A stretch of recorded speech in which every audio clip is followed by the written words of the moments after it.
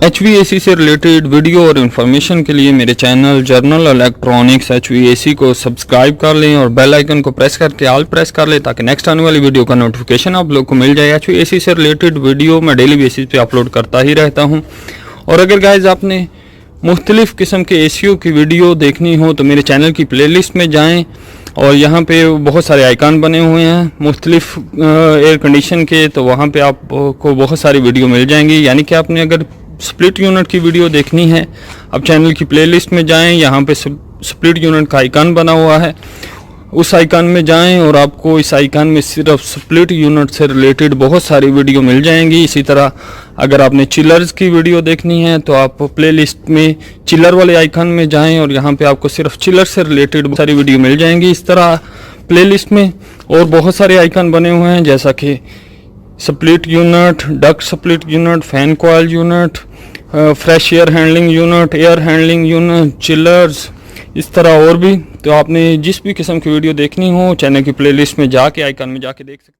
वालेकुम गाइज, मैं हूं रिजवान। गाइज एक मित्सुबिशी डक्ट स्प्लिट यूनिट का थर्मोस्टेट है पुराने मॉडल का। तो इसकी जस्ट दो लाइटें ऑन हैं, 18 पे और 29 पे मैक्सिमम टेम्परेचर और मिनिमम टेम्परेचर वाली दो लाइटें ऑन हैं। तो इसकी कंप्लेन है कि AC को जब भी ऑन ऑफ यानी रीस्टार्ट करते हैं तो 5 मिनट बाद ऐसे दो लाइटें ऑन हो जाती हैं, इंडोर भी बंद हो जाता है, कूलिंग करना भी बंद कर देता है। तो बिल्कुल कूलिंग नहीं हो रही।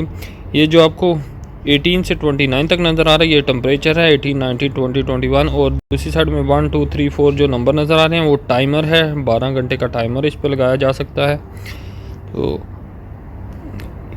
कूलिंग की प्रॉब्लम है इस AC में। थर्मोस्टेट के ऊपर एक ऑन ऑफ का बटन है ये वाला, इससे हम इसको ऑफ़ करेंगे 1-2 सेकंड के लिए और फिर ऑन करेंगे यानी कि रीस्टार्ट करेंगे। जैसे ही हमने ऑन किया हमारा इंडोर स्टार्ट हो गया है, आवाज़ आनी शुरू हो गई। आउटडोर पे जाके छत पे आके देखा हमने तो हमारा आउटडोर चल रहा था क्योंकि नीचे से थर्मोस्टेट हम रीस्टार्ट करके आए थे। कवर हमने खोल लिया था। अब हम इसको, ये वाला स्क्रू ऐसे लगा था तो हमने ये स्क्रू खोल के इसका कवर खोल लिया था। इसको हम गेज लगाते हैं क्योंकि आउटडोर चल रहा है, फ़ैन भी चल रहा है, कंप्रेसर भी चल रहा है। तो इसको हम गेज लगा लेते हैं कि इसमें गैस कितनी है। फ़ैन आप देख सकते हैं चल रहा है, आवाज़ भी आ रही होगी। तो यहाँ से 2 स्पाइनर की मदद से हम ये नट लूज़ कर लेते हैं सेक्शन लाइन लगाने के लिए। यहाँ पे इसकी गैस टेस्टिंग के लिए सेक्शन लाइन लगी होती है। तो इसमें गैस जो है वो लीक है, वैक्यूम में चला गया है, इसी कंप्रेसर चल रहा है। तो इसका आइसोलेटर हम ऑफ़ कर लेते हैं। आइसोलेटर यानी पावर, इसकी मेन पावर हमने ऑफ़ कर दी है। देखें गैस ऊपर जानी शुरू हो गई है, यानी इसमें थोड़ी गैस है लेकिन बहुत कम है। तो इसको हम खोल लेते हैं और देखेंगे कि कहाँ से लीकेज है, आउटडोर में कहीं लीकेज मिलती है कि नहीं। कवर हम खोल रहे हैं, ऊपर वाला कवर खुल गया है, साइड वाला कवर भी खोल लेते हैं और फिर देखते हैं। गाइज कवर हमारा खुल चुका है, स्क्रू वगैरह, तो कवर को साइड पे रख लेते हैं। ये पीछे वाला कवर जो है, अब हमें क्लियर पाइप वगैरह नज़र आ जाएंगे कहाँ पे लीकेज है। तो यहीं कैपिलरियों के साथ काफ़ी ऑयल लगा हुआ है और यहाँ ही लीकेज लग रही है। साइड पे हटा के देख लेते हैं, आवाज़ भी आ रही है। तो यहाँ पे ही यहाँ पे ही लीकेज है। कैपिलरियाँ आपस में वाइब्रेट होके जो है लीक हो चुकी हैं। तो इनको हम बना लेंगे। उससे पहले मैं आपको बता देता हूँ कि इसमें लगा क्या क्या है, पावर कहाँ लगती है, कंट्रोल कहाँ लगती है। तो गाइज यहाँ पे LN और अर्थ, ये इसकी मेन सप्लाई है जो कि मेन पावर जो 220 वोल्ट है, सिंगल फेस है, यहाँ पे आके लगती है। ये पावर की है, ये न्यूट्रल की है और ये अर्थ की वायर है। इंडोर को पावर सप्लाई जो है वो अंदर साकड़ लगी होती है, वहाँ से दी जाती है। आउटडोर को यहाँ से दी जाती है। ये कंट्रोल की वायर है, 12 वोल्ट DC यहाँ पे आते हैं कंट्रोल की वायर में। ये मैग्नेट कॉन्टैक्टर लगा हुआ है जो कि कंप्रेसर को ऑपरेट करवाता है। इसके अलावा एक PC बोर्ड है जो कि हाई प्रेशर, लो प्रेशर सब कुछ इसके अंदर से उनको कंट्रोल करने के लिए लगा हुआ है। फ़ैन कैपेसिटर लगा हुआ है और एक कंप्रेसर कैपेसिटर। इसमें बस यही कुछ लगा होता है। ये 3/8 वाला नट खोल लेते हैं ताकि जो थोड़ी बहुत गैस है वो निकल जाए और फिर कैपिलरी बना देंगे हम। तो गैस निकल रही है, आवाज़ आपको आ रही है। इसमें जो थोड़ी गैस थी वो निकल रही है। गाइस ये कैपिलरी को हम काट लेंगे और जहाँ से डैमेज है वो तकरीबन 4-5 इंच कैपिलरी कैंसिल कर देंगे जितनी डैमेज है।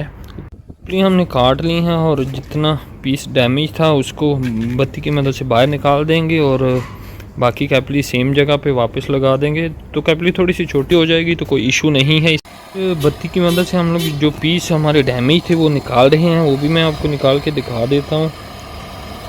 और जो नई हमने कैपली के यानी जितने पीस ख़राब थे वो निकाल के और दूसरे वेल्डिंग कर देंगे। ये हमारे पीस निकल गया है।